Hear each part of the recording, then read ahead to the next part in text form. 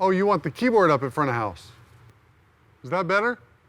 Hey, thanks for tuning in. We're in part 2 of how to grow as a worship sound tech. If you missed part 1, the link's in the description below. And hey, if you're new here and want to make every worship mix an enjoyable one, be a Stan. Click subscribe and ding the little bell.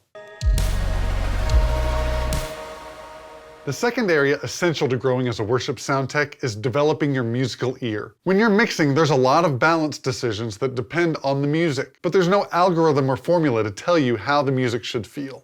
Now, this doesn't mean that you should go out and take a music theory course, although that might help a little. But you should be listening to music on a regular basis on great sounding sound systems, so that you can understand the tonal balance between the instruments and what the individual instruments themselves should sound like in a mix. Pay attention to the tone of each instrument, the balance between all the instruments and voices, and the overall balance of the highs, mids, and lows of a great sounding mix. When you build these mental models of what it should sound like, you know what it should feel like before you push up the fader, before you start twisting knobs on an EQ, and you have an idea of what your destination is before you start. If you're having trouble identifying the individual layers in a mix, one super helpful tool is from Multitracks.com. They sell and rent stems from the actual master recordings of many of the songs your church is probably already playing. If your church already uses Multitracks, see if you can borrow your playback system so that you can listen to the individual parts by themselves. Even if your church doesn't use Multitracks, you can still check out free previews on their website to get an idea of what great sounding instruments sound like by themselves. I'll put a link in the description below to their rehearsal mix and multitrack previews.